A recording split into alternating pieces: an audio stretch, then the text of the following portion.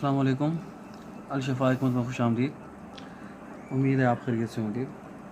सामाईन, आज आपके लिए जरियान का एक बेहतरीन नुस्खा पेश खिदमत है।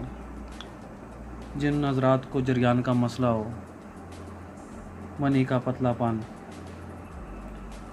मनी जिनकी पतली हो जाए, सामाईन मनी का निकलना ख्वाब पेशाब से पहले या बाद में, या ख़यालात शवानी के पैदा होने से जारी हो जाए, जरियान कहलाता है। इसकी कई अलामात हैं जिनको जरियान होता है। जिस्म में कमज़ोरी, बदहज़मी, सरत अंजाल यानी टाइमिंग का मसला भी ज़्यादा होता है। दर्द सर, दिमागी कमज़ोरी जैसे अवारस पैदा होते हैं। हमें आज जो नुस्खा मैं बता रहा हूँ, इंशाअल्लाह इससे आपका ये मसला हल हो जाएगा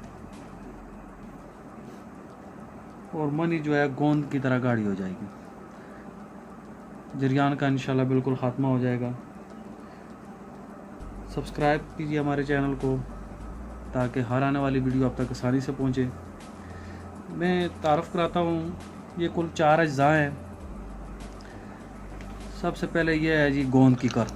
ये जो आपको नज़र आ रहे हैं, ये है गोंद की कर। ये सर्द होते हैं, सर्द खुश्क होते हैं। ये किकर की गोंद है। ये किकर मशहूर खारदार दरख्त है। ये उसकी गोंद है। इस दरख्त की छाल में टैनन काफ़ी मकदार में मौजूद होती है।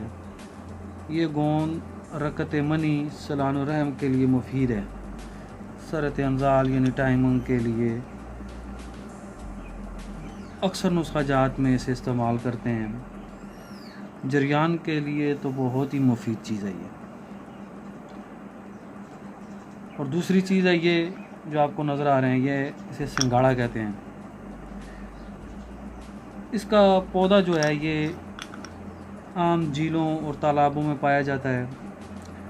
ये जब ताज़ा होता है तो ये तर होता है, इसमें तरी होती है और खुश्क होने पर इसका मजाज भी सर्द खुश्क हो जाता है।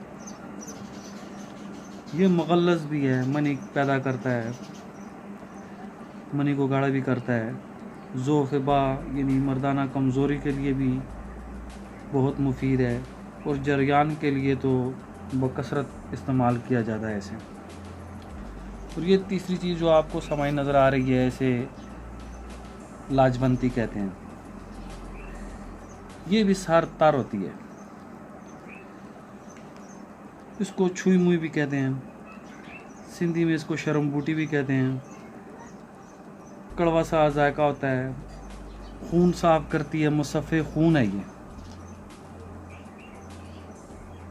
इमसाक पैदा करती है यानी टाइमिंग पैदा करती है। जरियान के लिए बहुत ही ज़बरदस्त चीज़ है, मनी को गाढ़ा कर देती है ये लाजवंती।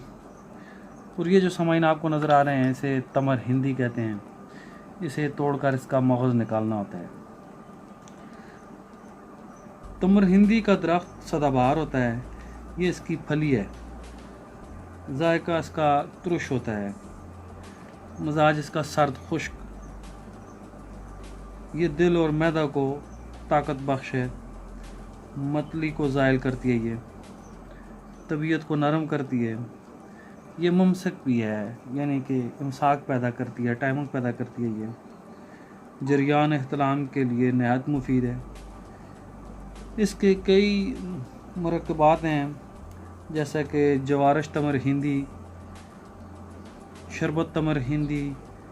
ये इसके मशहूर मुरक्कबात हैं। हमें मैंने इनका तारफ़ करा दिया और इनके फ़वाइद भी बता दिए हैं। और इनका वज़न जो है, आप ऐसा करें 50-50 ग्राम इनका वज़न ले लें, 50-50 ग्राम। फिर इनको आप बारीक कर लें।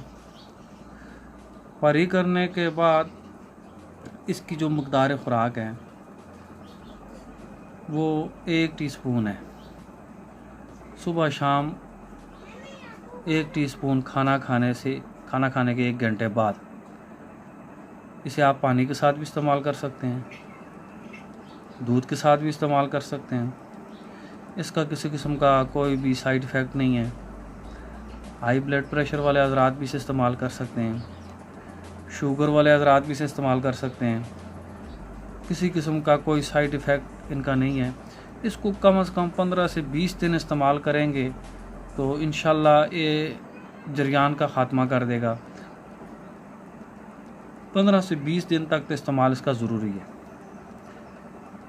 और तुरश, खटी और गर्म चीज़ों से परहेज़ करें, जिससे मनी पतली हो जाती है। गर्म चीज़ों का इस्तेमाल ना करें। और इसको 15 से 20 दिन इस्तेमाल करने से ही आपको इंशाल्लाह इसके रिज़ल्ट का पता चल जाएगा। और कोई साइड इफ़ेक्ट वाली चीज़ें भी नहीं है। आम सा नुस्खा है ये, लेकिन मनी को ये गोंद की तरह गाढ़ा कर देता है। तो नेक्स्ट वीडियो में इंशाल्लाह फिर मुलाकात होगी। इजाज़त चाहूँगा। अल्लाह हाफ़िज़।